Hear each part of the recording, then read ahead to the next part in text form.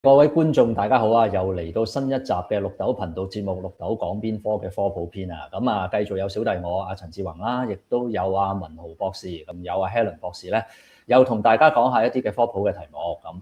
喂，咁兩位同大家打下招呼先好嘛？好，祝大家咧新一年啦嚇，新年快樂，身體健康啊！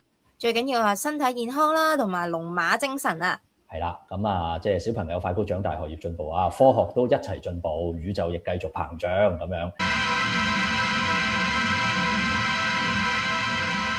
嗱，咁啊，我啊想問下文豪啦。咁今日其實我哋想講一啲關於宇宙學入邊一個乜嘢嘅概念信息啊啦。咁啊，即係我哋今日要講嘅就係暗能量啦。咁啊，呢個係一啲都好複雜嘅概念。一講到暗乜乜暗乜乜咧，其實都牽涉到一啲我哋唔係好知嘅嘢嚇，我都唔知係乜嘢嚟。但我哋可以講嘅嚇，咁啊可以講下佢啲乜嘢。咁但係咧，即係你話實際上佢係啲乜嘢，佢係點嚟嚇？咁大家都係一個謎嚟嘅，都唔知嘅嚇。咁所以今日我哋講嘅嘢都幾複雜。不過咧，即係有我哋好多新嘅發現咧，都可以俾到我哋了解多少少呢樣嘢係啲乜嘢咁樣。關於暗物質、暗能量喺呢度簡單地介紹一下啦，就喺我哋咧去解釋成個宇宙佢嘅過去、現在同埋希望能夠展望佢將來嘅時候咧，我哋迫不得已去引入一啲嘅假設嚟嘅嚇。譬如暗物質，我哋數唔齊，我哋呢個宇宙究竟有幾多物質，我哋就會懷疑我哋係咪有一啲明明存在嘅質量，但係我哋未揾到佢，唔知道係乜，數唔齊。咁暗能量好啦，咁啊呢度不如問下文豪啦。咁暗能量同暗物質可唔可以有一個好簡單嘅解釋，講其個分別喺邊度啦？即係最主要點解我哋話有暗物質，就係因為我哋發現一啲同萬有引力或者重力相關嘅作用。咁但係我哋見唔到佢嚇。咁通常我哋講暗嘅，即係我哋見唔到佢嚇。咁啊或者我哋唔能夠肉眼啊，或者好簡單嘅觀察直接睇到佢啦。咁所以暗物質其實就係講緊啲重力或者萬有引力作用啦。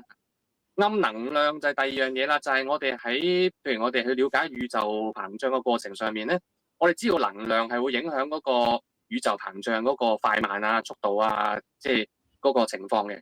咁但係我哋見到咧，即係宇宙好似有一啲嘢推動緊個宇宙嘅膨脹，加快或者減慢都好啦嚇。咁但係我哋又唔知道嗰啲係乜嘢嚟嘅喎。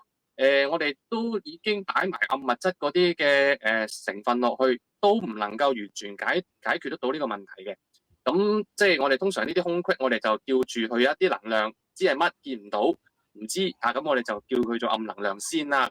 咁所以個概念本身就係來自咧宇宙膨脹嗰個速度，比我哋預計可能快咗慢咗。咁我哋就好多時候都要引入呢啲咁嘅概念啦。嗱，咁啊呢度又要問一問 Helen 啦。喂，我哋其實頭先文豪嗰度講咗幾個概念嘅。咁首先咧，可能要問你一樣嘢就係咧，我哋講到宇宙膨脹咧 ，Helen 你跟唔跟到究竟係咩嚟嘅先？跟到嘅，身為一個科學愛好者係跟到嘅，即係講緊係超過130億年前宇宙無中生有嘅故事啊。係啦，咁啊喺呢個無中生有嘅過程之中嚇，咁啊過往就係一個比較高溫、高密度、高壓嘅狀態嚇。咁而且咧，嗰啲物質亦都產生一個咧更加古怪嘅一種即係等離子體嘅一個過程。隨住成個宇宙空間變得越嚟越大，密度越嚟越低，溫度越嚟越低，能量密度亦都越嚟越低，咁一路個空間繼續膨脹落去嘅時候咧，就慢慢啲嘢冷卻，由等離子體變翻做一啲嘅即係中性嘅氣體、固體咁嘅樣。甚至乎繼續因為呢個萬有引力嘅緣故咧，就繼續變化成為今日我哋咧各種千變萬化嘅宇宙形態。咁包括就係話我哋嘅嗰啲咁嘅星系團啦、星系啦，甚至我哋嘅太陽系啦，我哋嘅呢啲太陽，甚至我哋自己嘅呢個地球咧，咁其實都係即係呢個長話短説，就係一個咁嘅過程之中咧，因為一個宇宙膨脹。由無中生有，慢慢冷卻，慢慢去自己去形成過嚟嘅一個過程咁嘅樣。我想問嘅就係咧，其實而家係咪基本上大家都相信啦，係個宇宙個膨脹係真係而家係膨脹緊嘅，定係我哋真係可以用觀察或者數學，我哋好肯定大爆炸呢件事係出現過嘅咧？定係有時有啲人會提出一啲嘅理論，就係話啊，其實宇宙一直以嚟都係咁樣噶啦，又或者可能係膨脹還膨脹啦，但係可能佢出現嘅時候唔係一個點開始咧，即係其實而家嗰個主流理論有冇其他 option 嘅？普遍科學家咧最初係唔接受宇宙膨脹嘅嚇，咁個原因就係因為咧，即係大家係啊，包括愛因斯坦啦，其實絕大部分當其時嘅科學家都覺得宇宙係一個叫穩恒狀態咧，即係話即係以前不變，將來亦都不變啊！即係總之其實你見到個天啲星都係咁上下噶嘛，你唔會見到啲星有好大嘅轉變。除咗啲行星喐嚟喐去之外嚇，咁所以咧，我哋都覺得個宇宙其實就係話可能係即係永遠嘅嚇，咁啊不變嘅嚇，穩恒不變嚇。咁愛因斯坦都係咁樣相信。不過咧就咁樣亦都有個好處就係我哋唔需要考慮佢有個開始點啊咁樣啦嚇。咁但係後來就愛因斯坦嘅廣義相對論咧，其實佢自己都知嘅，就係咧佢嘅廣義相對論咧預言咗咧，其實宇宙咧一係就膨脹，一係就收縮嘅，即係冇其他可能性㗎啦。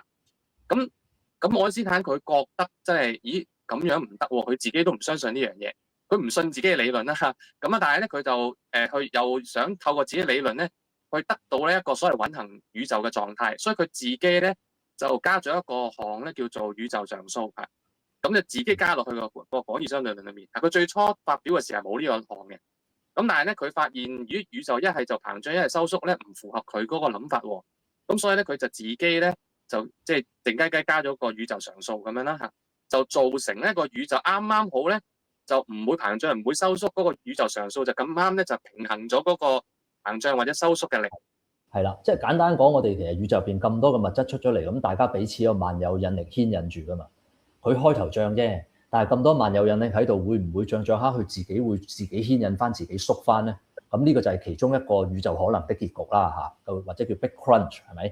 咁但係如果漲嘅時候已經漲得夠勁，我哋個引力唔足夠將佢拉翻過嚟，咁佢會唔會以後繼續漲落去咧？咁呢一個就係另外一個結局喎。咁愛因斯坦就好得意，佢特登咧就喺嗰個佢嘅數學嘅即係框架、數學嘅邏輯入邊融合情況之下，就喺佢嗰條愛因斯坦方程咧，就另外引入咗一個常數喺度。個常數係乜？我哋係唔知，但係個常數俾出嚟個客觀效果就好似一樣嘢咧，去頂翻住個宇宙，令到佢唔好塌縮咗落去，但係就撐翻起去。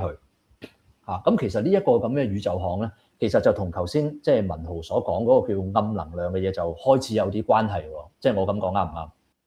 冇錯冇錯，咁亦都講翻頭先即係 Helen 嘅問題，即係我點知道而家係一個宇宙膨脹咧？咁就因為其實咧後來就哈勃咧，即係佢觀察嗰啲星系，發覺咧就即係個個都離開緊我哋啦嚇，即係可能你都聽過呢個故事啦，大家咁就即係佢後來都見到哈勃嗰個結果咧，就係發現即係咦係喎，原來幾乎所有星系都遠離緊我哋，咁所以佢最後自己都接受呢一個即係宇宙膨脹呢個理論啦嚇，咁所以佢最後咧就放棄咗佢個宇宙常數嘅，咁所以佢都評價咧宇宙常數係佢一生裏面最大嘅錯誤啦，引入咗嚇，咁即係呢個到即係到佢死咗都唔知道咧，原來後來我哋又攞翻呢個常數出嚟啦嚇，咁但係我頭先點樣知道宇宙膨脹，就係頭先第一個講就係話好多星系離開緊我哋啦，咁後來我哋都觀察到一啲叫做宇宙微波背景輻射啦。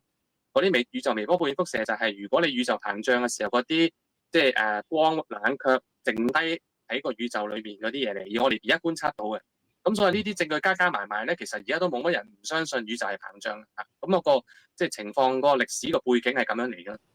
係啦，即係我哋能夠喺宇宙入邊揾到一啲好特別嘅物理嘅現象，佢原來係反映到係一個大爆炸現象，即係過去曾經係更加細小。跟住繼續之後係膨脹緊嚇，呢一個咁嘅大爆炸理論就留低咗一個叫做宇宙微波背景輻射嘅證據，就好似一個爆炸完之後殘餘嘅光線留低俾我哋今日去度到，咁論證到就係話咧，原來曾經試過出現一個情況，就係宇宙嘅能量，即係質能嘅能量係會好高嘅嚇，咁大約就而家對應翻就喺宇宙30萬歲嘅時候啦，咁就會有個即係咁嘅現象啦。咁所以咧，其實而家喺嗰個學界就比較即係叫做能夠接受啊，就透過因為有實質證據去觀測啦，咁啊真係能夠接受到咧。我哋個宇宙係有個膨脹的歷史嘅，以往由一個更細、更密、更熱嘅狀態變成而家一個咧就更大、更闊嚇，跟住更冷、更疏嘅一個狀態。咁其實我哋有個圖可以表現到一個好似一個漏斗形狀咁嘅圖咧，嚟去展現俾大家睇個宇宙膨脹嘅過程嘅。由底至高去睇，喺底嘅時候黃色有個大爆炸 Big Bang 咁嘅樣，跟住隨住時間向上推移嘅時候，成個宇宙嗰個尺度咧就會試過有一段即係一個你見到係膨脹緊㗎啦，但係好得意啊，佢個膨脹咧，你要發覺又唔係話完全即係一個好似雪糕筒形狀嘅漏斗喎。而家呢個漏斗好似中間又肥又瘦，一隻好得意嘅一隻杯咁嘅形狀喎，咁樣樣。嗱，咁喺呢度嚟講啦，咁其實即係接住嚟可能要問一個問題喎。我哋個宇宙係會漲得越嚟越快定漲得越嚟越慢咧？因為如果漲得越嚟越慢咧，可能最後就係漲下唔漲，最後縮翻。咁然後就係話，但係如果佢定係均衡地均速地漲咧？佢以後唔會翻轉頭，不過就係均速地漲咧。但係甚至乎會唔會係話漲得越嚟越快咧？咁我諗呢一個就係我哋今日呢集最緊要講嘅其中一個故事之一。喂，咁我即係又要問一問阿文豪啦。咁其實後來嘅故事係點樣講嘅？係啦，嗱，頭先都講到就話個故事去到愛因斯坦自己撤回嗰個即係宇宙常數啦嚇，咁佢哋即係佢抌走咗啦。咁後來啲科學家就再冇即係嗰段時間之後，我諗20-30年咧就比較少再引入嗰個宇宙常數。其實都有嘅，有啲研究咧都你知道，即係啲文學家、啲物理學家都會研究啲即係奇形怪狀嘅嘢，佢哋都會研究下如果有個常數會點咧。咁佢哋都有啲人都研究嘅，但係主流就唔搞佢嘅。主流都係覺得咁啊冇咯，咁咪淨係得物質。咁物質頭先阿宏都有講啦，即係話係會將啲嘢拉翻埋一齊噶嘛，即係話重力。咁問題就係究竟個膨脹速度快得滯，即係令到佢拉唔切啦，定係話佢唔夠快，然之後咧可以拉翻轉頭。咁所以主要有兩個結局啦，一個就係一路膨脹落去，永遠唔翻轉頭。咁一個可能性就係去到咁上下度翻轉頭。咁所以主流嘅當其時就係大概即係中間上世紀中間50-60年代嘅時間咧，就主要都係爭論就係究竟佢係快得滯啊，定係即係會收縮翻轉頭，咁樣係自打一個結局嘅啫嚇。咁就去到真係去到講緊90年代尾98年嘅時候咧，先有啲新嘅即係證據發現咧，原來宇宙咧係兩樣都唔係，即係可以咁講嚇，就係話原來加速膨脹。頭先你見到漏斗嗰個圖咧，最上高咧有一個即係再漏斗啲咁樣嘅嚇，咁咧就係一個即係加速膨脹嘅一個即係情況啦，變得 accelerating expansion。咁呢個咧係去到講緊1998年嘅時候咧，有兩組嘅科學家咧同時間差唔多獨立嘅科學家嚇，咁啊同時間咧透過即係一啲即係觀察嘅證據嚇，咁啊發現咗呢一個嘅即係宇宙膨脹。咁所以咧大家就會諗啊，咦？明明物質係令到宇宙收縮噶嘛，即係個膨脹係收縮噶嘛，或者慢慢會縮翻噶嘛。就算唔會收翻轉頭都好，佢都會越嚟越慢啦嚇。咁但係而家加速膨脹，即係話佢越漲越快喎咁樣，咁就大家就覺得好奇怪。咁就突然間諗起一樣嘢就係，咦，愛因斯坦係咪幾十年前嗰陣時就諗過一個宇宙常數啦嚇？即係會唔會就係有個宇宙常數咧？咁其實原來愛因斯坦都冇搞錯嘅。原來佢誤打誤撞引入咗個數，可能係啱嘅咁樣。咁所以當其時就有一啲咁樣嘅即係概念出咗嚟。咁而家我哋今日嗰個宇宙嘅標準模型咧，其實就係有個宇宙常數喺裡面嘅。咁我成個故事嘅發展咧，就去到90年代上世紀咧，就有一個翻天覆地嘅轉變，就係呢個啦。係啦。即係我仲記得咧，90年代嘅時候，即係讀大學嘅時候咧，當時聽大學啲老師仲講，究竟係會唔會縮翻轉頭，同埋繼續漲落去50-50啦咁樣嚇。個筆記我都仲有留喺度。但係點知讀完之後，隔冇幾年咧，喺呢一個咁嘅大約2000年代左右咧，就已經聽到話唔係喎。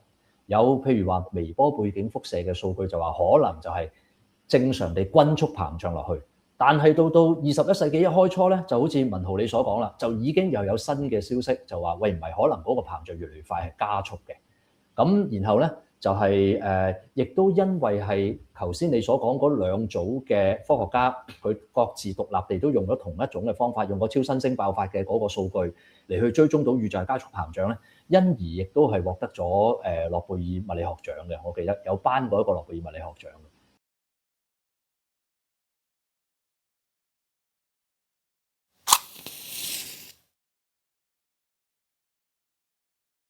以前咧睇啲書同資料咧，就係成日講話係有引力紅移呢樣嘢啦，咁所以先至知道佢係離開緊我哋啦。咁但係頭先你話原來攞獎嗰個係一個超新星爆發嘅方法，咁呢個真係好少聽到喎，可唔可以解釋多啲？啲星係遠離緊我哋啊嘛，咁即係呢個透過紅移可以知嘅嚇。咁但係呢啲觀察一般嚟講就未必能夠可以，因為佢只可以睇到佢速度啊，即係嗰啲嚇。咁我哋仲要考慮埋啲距離嘅問題。因為咧宇宙膨脹除咗速度之外咧，我哋仲要了解埋啲星系佢本身嘅距離，咁啊即係嗰個關係，我哋先能夠清楚嘅。咁距離嘅問題咧，就需要透過超新星爆發嘅一啲數據咧，我哋先能夠更加清楚知道嗰個情況係點樣。咁啊，超新星嘅 A 型咧就係一種你可以話係個白矮星。咁咧佢因為質量都好大啦，咁佢會吸引佢身邊嗰啲星咧，嗰啲物料咧就跌落佢度。咁跌到咁上下咧，佢會超越一個佢可以容忍嘅質量。咁呢個就係一個即係佢有個上限啦嚇。咁大概1.4個即係太陽質量咁樣。咁一超越咗呢個咧，佢就頂唔順啊。咁頂唔順就會經歷一次爆發。咁呢個就係一個叫超新星 1A 型爆發。咁呢個超新星 1A 型爆發個光度咧，係大致上係一樣嘅，即係粒粒都一樣嘅。個原因就係因為白矮星嗰個上限質量咧係一樣嘅，即係個個都係唔可以超越嗰個數啦。咁所以變咗咧，粒粒嘅1A 型超新星咧，個光度咧都係差唔多一樣。咁所以咧，遠啲嘅同近啲嘅，我哋見到嘅光度就會唔同啦。因為就算佢每一粒都一樣啦，遠啲我哋見到咪暗啲咯，近啲見到咪光啲啦，係咪？咁所以咧，我哋就可以透過呢啲超新星1A 型咧，就去判斷咧嗰粒星係幾遠幾近。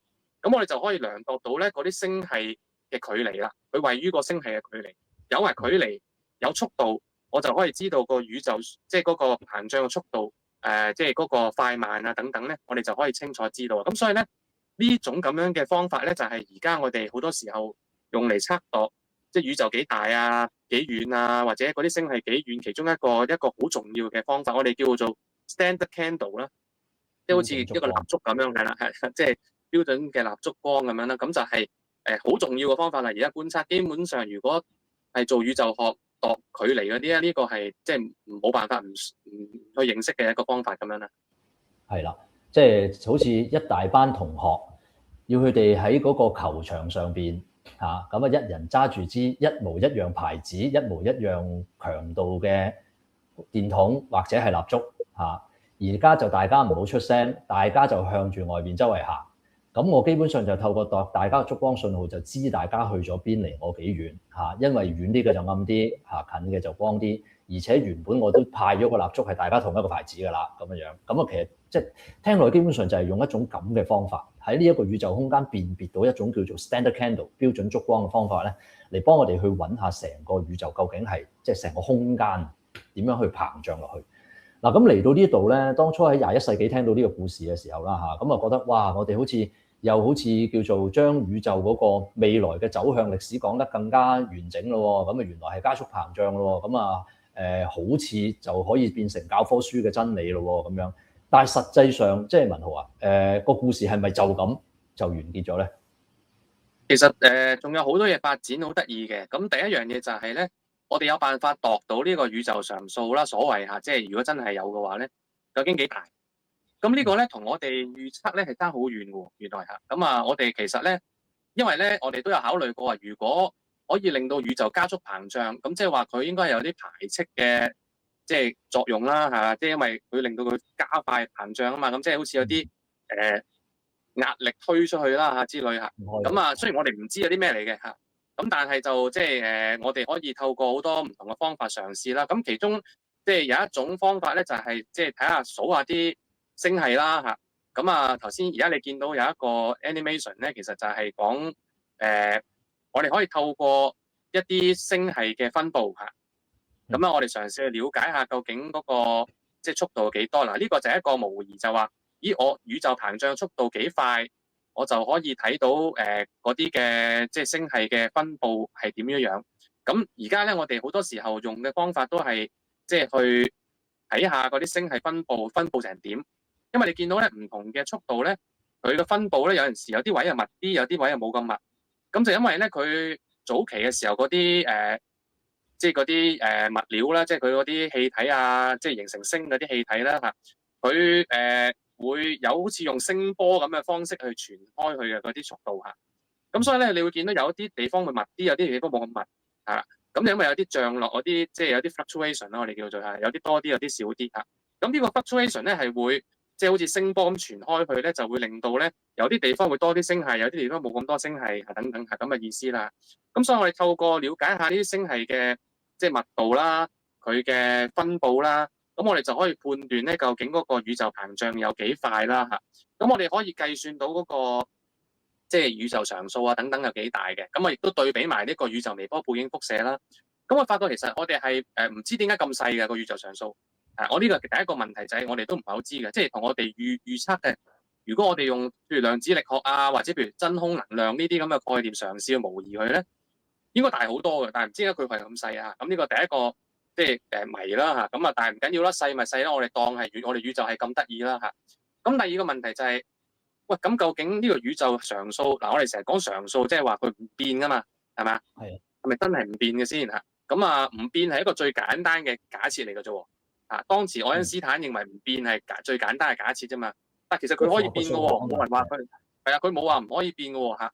咁所以咧，最初就大家都係覺得唔變先嚇，咁就變咗一個我哋成日可能啲做天文學嘅人就會知道叫 Lambda CDM model 啦，就係一個宇宙嘅即係一個standard model 啦，即係標準模型。咁個 Lambda 咧就係一個宇宙常數嗰個表示啦嚇，一個倒 V 咁樣啦嚇。咁我哋當係 constant 嘅，即係當係不變嘅。咁啊，暫時嚟講咧，即係喺早期。上10零20年咧，其實呢一個模型都即係解釋到好多好嘅嘢嘅，即係令到我哋對於宇宙咧係認識多咗。咁但係其實從來都冇人話一定係常數㗎。咁所以咧，近來好多嘅科學家咧，其實都去 explore，即係話或者諗下，咦，如果佢唔係常數，會點咧咁樣？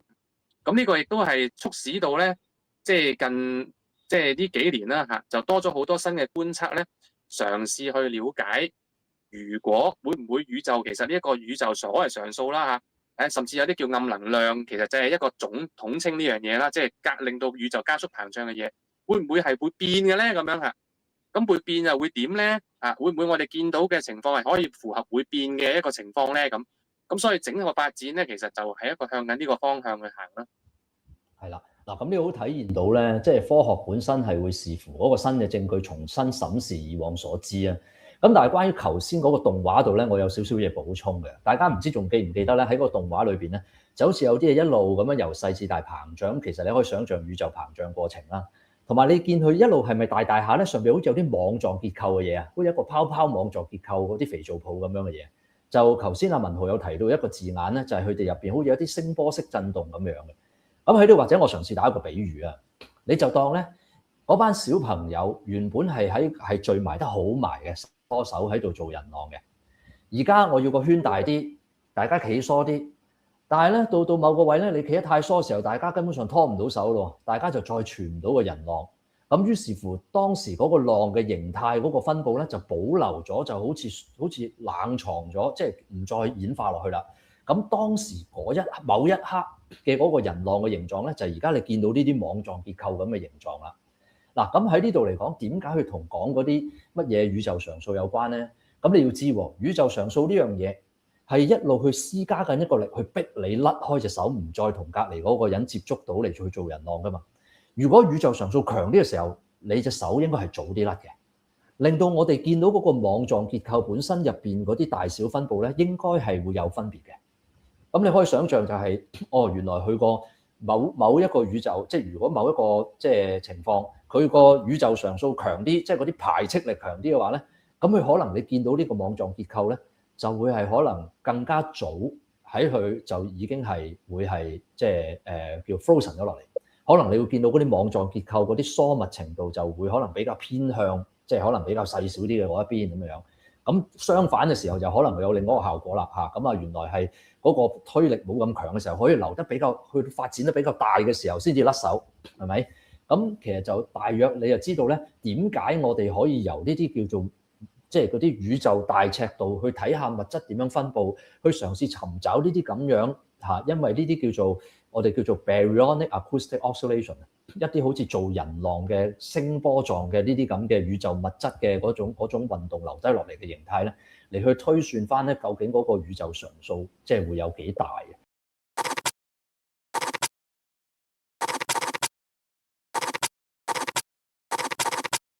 唔知大家有冇留意啊？喺我哋一路講落嚟個邏輯咧，其實好多樣嘢跳得好快嘅。首先我哋要大家接受，喂，宇宙有膨脹先 ，OK。然之後我哋亦都要接受咧，呢個宇宙膨脹係一個事實。但係最慘就係入邊，因為我哋要解釋晒所有合理現象咧，我哋又要假設入邊有暗物質喎。啲暗物質係幫你將啲嘢掹埋喎，其實同普通物質一樣喎。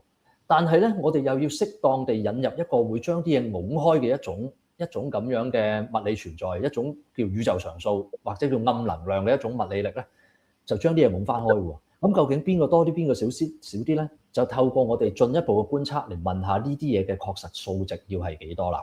係咪？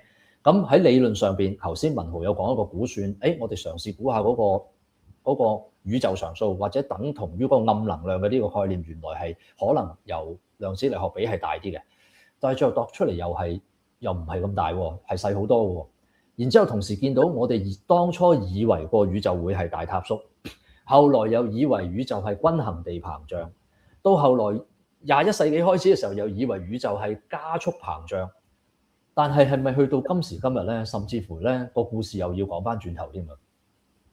係啊，嗱，因為咧，即係你都係啦，即係講咗一個，其實頭先你講咁多個發展咧、轉變咧，係20年之內、20年到嘅時間嚟嘅啫。其實我諗，即係科學上從來冇試過行得咁快，轉變得咁快，係啊，即係跟車太貼咧就唔掂嘅。即係如果做天文嘅人咧，係啊，如果你以為咁係啱嘅話咧，5年後原來又唔係咁嘅咯，即係原來都係要好開放嘅，我哋都要嚇。咁而家就係有啲人開始，而家係一個十字路口，咁咧就係一直以為我哋覺得即係暗能量或者係宇宙常數咧，係俾我哋一個宇宙加速膨脹嘅概念啦。即係話宇宙如果加速膨脹，咪一路加速落去咯，係咪？即係唔會停噶嘛，係咪？佢一路加速落去就冇嘢翻轉頭噶咯喎。咁就個宇宙不斷就膨脹到即係無限大咁樣啦。你可以想象係一路就乜都冇晒咁。咁但係咧，如果佢唔係一個常數，如果暗能量嘅數值越嚟越少嘅，咁即係話引力贏翻轉頭嘅可以係嘛？即係話最後原來引力而家輸啫，咁但係佢原來咧，你暗能量越嚟越少嘅話咧，我暗物質不變噶嘛，即係正常嚟講下，咁佢贏翻，咁個宇宙咪縮翻轉頭咯。嗱，而家又有開始有人講呢樣嘢，因為咧正就係因為喺近呢1-2年咧，開始有人發現，咦，似乎啲數據有可能話俾我哋聽咧，暗能量唔係一個常數嚟喎，即係話唔係宇宙常數嚟喎，而係佢可能咧用一個好緩慢嘅速度減慢緊喎，有機會減少緊應該咁講嚇。咁嘅話咧就令到宇宙個加速膨脹減慢，而去到有一日可能係即係暗物質嘅引力嘢，咁咧我哋又翻轉頭嘅咯，可能過多幾廿億年咧，我哋又去翻嗰一點嘅咯嚇，即係又嚟過啊，係啦。咁所以就即係而家第一個十字路口嚇，因為咧就未 confirm 嘅，即係未有人話一定係咁嘅，但係似乎有啲證據就可能會話俾我哋聽有咁嘅可能性。咁所以而家就睇下究竟即係點啊，大家都觀望下，睇下再即係得到啲數據，睇下係一個咩環境，我哋先再睇下究竟個情況係如何。咁但係就其實天文學嗰個發展真係快到一個地步咧，係即係人係好難想像。我相信如果你話擺喺其他學科裏面咧，呢啲咁嘅轉變咧，即係你話喺20幾年發生咧，其實啲人會覺得即係哇，科學你搞乜鬼啊？你搞咁耐係咪？即係都好難相信。即係你話生物學啊，嗰啲基因啊嗰啲嘢都搞100年啦，最少都係咪？即係可能嗰啲嘅變化。咁但係而家即係我哋講緊20幾年咧，已經有個即係翻轉頭又有話有第二樣嘢，又有可能唔係咁。即係其實都係一個覺得幾有趣嘅一個發展啦。以呢個科學愛好者嚟講啦，即係如果以前可能係超過20年前，基本上教科書上面係咩就咩㗎啦。咁但係當我哋如果親自見證到呢樣嘢原來係有所改變嘅，咁即係話其實科學呢樣嘢唔係硬掘嘅背書或者唔係硬掘嘅知識咯。即係譬如好似我而家後邊有好多天文嘅書喺度咁樣咯。咁但係其實可能入邊寫嘅嘢已經係好耐之前㗎啦。咁但係人類其實係用翻一套科學嘅角度啦去分析啦，然後去研究啦，可以將呢啲嘢更新再更新，仲要越嚟越快添。即係我哋嘅知識速度都膨脹得越嚟越快。其實係以我哋呢個年代生活嘅人嚟講咧，其實係一件幾興奮嘅事嚟㗎。即係可能譬如科學界會覺得哇點解一路改咁，但係以普通市民大眾嚟講咧，係會覺得呢一樣嘢係更加真實同埋更加貼近我哋咯。係啊，嗱，咁我會有咁樣講嘅。其實好多時呢種科學嘅轉變咧，就唔係純粹話突然之間有個明星喺度噏啲乜嘢，大家就去咗某個潮流嗰度嘅。一定係有住新嘅證據挑戰翻舊有嘅理論咧，我哋先至會有人願意去跟新嘅證據走嘅。嗱，咁可唔可以即係文豪又介紹一下咧？咁而家新一批嘅呢啲研究，究竟係基於一啲乜嘢嘅證據或者乜嘢嘅 project 觀察嚟去令到我哋有個合理嘅懷疑啊？係嗱，因為咧其實宇宙學嘅問題都好多啊，咁所以咧其實近呢10年8年咧，其實都有好多新嘅即係觀測嘅一啲項目咧去進行緊。咁其實最初本身可能係想度下宇宙嘅膨脹速度啊，或者係再細緻啲了解宇宙嗰個係一啲咁嘅狀況啊咁樣。咁但係咧就即係其中一個項目咧就係叫做DESI 嚇，咁啊就係 DESI 嚇，咁呢個係一個簡稱啦嚇。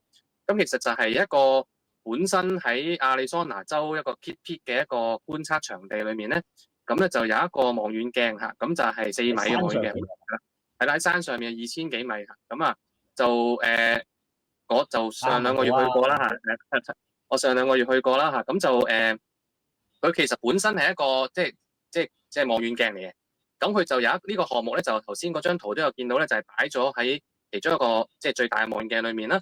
咁咧就係嘗試去做一啲巡天嘅觀測，咁就所謂巡天觀測，即係話每一個位置都望下啲星系啊，數下幾多粒。當然唔係人手數啦，而家全部都係用即係電腦啊 AI 幫手數啦嚇。咁咧就佢幾講緊係上千萬嘅，即係嗰啲數目係講緊嚇。咁啊一路數，咁數嘅意思點解要數呢啲嘢？就係頭先講一個網狀啊，即係佢個網狀係點樣網法啊，嗰啲密度有幾高啊等等咧，佢就透過呢啲巡天嘅計劃咧，數星系數嗰啲密度咧，就去判斷咧究竟咧即係嗰個嘅宇宙膨脹嘅速度啊，或者係即係有幾多暗物質啊，幾多暗能量等等咧，就可以有一個嘅即係得到一個結果啦。咁最近呢2年咧，就開始咧，佢呢個 DESI 嘅數據咧，就竟然俾到我哋一個幾意外嘅發現啊！嚇，咁就係原來咧暗能量咧，似乎喺度減弱緊，係啦。咁尤其是就係喺即係宇宙近呢即係一段時間啦嚇，即係話差唔多可能10數億年之類啦嚇。咁咧就開始喺度減慢緊，即係減少緊嚇，減少緊。咁啊令到個宇宙嘅膨脹加速度亦都減慢嚇。嗱，佢繼續係加速嘅，繼續加速嘅。不過咧個加速度細緊係啦。咁啊，即係如果你假以時日去 project。如果你繼續用呢一個咁嘅速度減慢呢個減少呢個速度咧，繼續保持住嘅話咧，佢終有一日會翻轉頭嘅，有機會。即係話咧，暗物質嘅引力係贏咗呢一個暗能量嘅排斥力，咁就導致到咧宇宙咧係有一個叫即係 Big Crunch 咁樣啦。咁呢個咧係一個未確定嘅，大家唔好諗住即係周圍同人講話，我哋宇宙會翻轉頭啊，唔知嘅嚇。咁啊，暫時個數據似乎傾向係有咁樣嘅指引啦。咁但係咧，當然都仲有一啲嘅研究學者咧認為，可能係啲數據收集上面仲有啲即係不確定性啊等等咧，咁未完全可以排除呢啲可能性嘅嚇。咁所以咧，而家就係一個大家觀望嘅態度啦。我自己都觀望嘅嚇。我覺得就算佢越嚟越細嘅暗能量都冇問題嘅嚇。咁啊，但係你就要諗下咩原因導致佢越嚟越細。但因為咧，如果佢話一個宇宙常數，咁個宇宙嘅特點嚟嘅，咁啊冇問題啦。宇宙個即係特點，咁你冇得需要特別去解釋佢嘅可以嚇。咁但係如果佢隨時間減少嘅話咧，就有機制嘅咯嚇，即係佢有個機制點解會少啊嘛，係咪？個機制咁係乜嘢咧？咁我哋就要諗啦，即係話究竟乜嘢原因導致個能量會隨住時間減少咧？咁樣咁又好有趣喎，即係咁即係呢個減少即係。又令到我哋而家見到佢加速噶嘛嚇，咁啊，但係咧就佢一路減少緊咧，慢慢咧又可能會翻轉頭咁。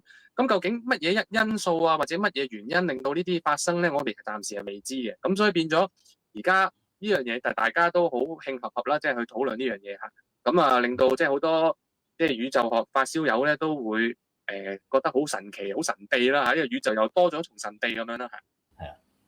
我想問個問題就係咧，其實嗰個望遠鏡係度緊啲乜嘢？譬如我哋成日話，個速度係會越嚟越快，咁其實我哋度緊乜咧？究竟係度緊嗰個嘅，我哋係度緊佢個速度，譬如幾多% 嘅光速，定係其實我哋度緊啲其他嘅波動去計數，定係點樣㗎？佢主要係度BAO 嘅，即係話頭先講話，即係嗰個結構啊，即係話宇宙嗰個結構。透過數星系啦，你想象就係數下啲星系啲密度啊。即係嗰種啦嚇。咁係佢係一個巡天嚟嘅，就唔係話度緊速度，亦都唔係話乜嘢。因為咧，如果你單靠 DESI 咧，你係得唔到暗能量越嚟越少呢個結論嘅。你要夾埋其他嘅，譬如咩夾埋宇宙微波背景輻射啊，夾埋咧其他一啲可能係我哋話啲叫做重力構鏡作用嘅一啲結果等等。因為咧佢有好多參數咧係黐埋一齊嘅，你冇辦法可以完全即係分解開嘅，所以你要透過好多唔同嘅觀測咧夾埋一齊咧，你先能夠可以得到一個更加完整嘅一個圖案嚇。咁所以咧頭先我講話即係 DESI 得到呢個結果咧，呢個就唔係完全正確嘅。其實佢係要夾埋好多唔同嘅觀測咧，先能夠得到個咁樣嘅綜合結論嚇。咁而 DESI 佢做嘅觀測就係主要都係喺個 BAO， 即係話嗰個Baryonic Acoustic Oscillation， 就係話嗰啲網狀結構係點樣啊？呢邊啲密度高啲低啲，從而去判斷嗰個宇宙膨脹嘅速度。佢主要係想了解下宇宙膨脹嘅速度。嗱，咁呢樣嘢都點出一樣好重要嘅嘢，真係好多時對於宇宙呢啲咁嘅大題目咧，係要綜合好幾方面嘅結果嘅，而嗰幾方面結果係環環相扣嘅。到你真係要答一個終極嘅問題嘅時候咧，你就可能係一啲叫做微波背景輻射係咪？咁啊，即係專係睇宇宙嘅殘餘嘅光。另外就係好似而家呢個 DESI 其中一種咁嘅項目，專係睇佢物質嘅殘餘上面嘅物質分佈嚇。咁另外有啲可能個別嘅星體，佢究竟應該係要光啲少啲咧？其實最後咧，亦都係幫我哋咧係去定到好多唔同嘅參數嚟去綜合地去將佢擺埋一齊嚟去做一個即係好系統嘅綜合分析嘅。咁雖然我哋呢度嘗試話俾大家聽，就係好似即係我哋處理緊一個問題，淨係嗰個暗能量大咗定細咗啫。但係其實咧，你成個嗰個 project 就唔係淨係為咗呢樣嘢而設㗎啦。咁佢一定係會咧自己揾數據之餘，亦都將個數據供給俾其他啲機構咧嚟去進一步探索佢哋有興趣嘅一啲嘅參數都唔奇咁樣。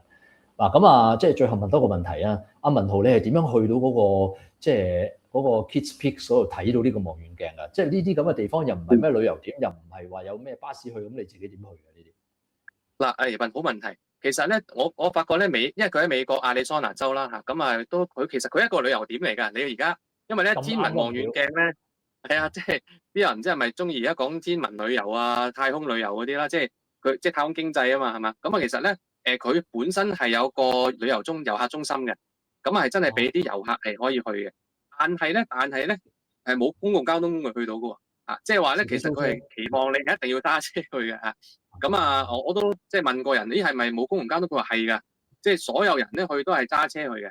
咁就我就都係跟人車去，咁就即係去即係睇一睇咁樣啦嚇。咁就環境好好嘅。如果大家真係有興趣咧，不妨去咁要預約，要俾錢預約咁就佢會有人咧啲義工嚟嘅，全部都係。去即係介紹下嗰個望遠鏡係點啊，或者做緊啲乜嘢啊咁樣，咁都值得去嘅嚇。咁大家將來有興趣，如果有機會去到亞利桑那州咧，係可以去一去。咁海拔都係2000米嘅，即係唔會有啲咩高山反應OK 嘅嚇。咁記得考車牌同搞埋國際車牌預先網上 book 定車。咁喺美國嚟講咧，你去 get around 咧，有用車嚟代步好正常嘅。咁其實阿文豪你提呢個，我係提一個我自己嘅經驗啦。我曾經去過一個叫波多黎各嘅 Arecibo 嘅嗰個天文望遠鏡，咁但係好可惜，而家嗰個因為打風咧打爛咗執咗笠，唔再開翻。但係佢的而且確就好似你所講咧，要自己租車揸車上山嗰度嘅。咁然之後咧就有個遊客中心，咁你照可以買入場票去睇，咁但係就冇公共交通去乜滯嘅基本上。咁所以咧一留意呢啲咁樣嘅叫做天文旅遊咧，就唔好諗住好似喺香港咁方便啦，搞個營咁有得去係咪？但係好多時喺外國呢啲地方咧，要上更高嘅山，去人煙更稀疏嘅地方咧，咁就真係要自己揸下車先去到㗎啦，係啦。咁好多謝兩位今日即係同我哋一齊去介紹咗，同埋去即係去叫做剖析咗呢一個叫做暗能量嘅改變，佢同埋呢一個宇宙的命運嘅呢個關係。咁希望大家都中意呢一個好似都幾抽象、未有答案嘅題目啦。咁我哋咧就之後嘅集數再見。今日嚟到呢度先。咁大家記住咧就訂閱翻呢一個綠豆頻道啦。咁同埋咧就喺 Podcast 度都睇到我哋嘅節目嘅。咁我哋就下集再見啦，好嘛？好，拜拜。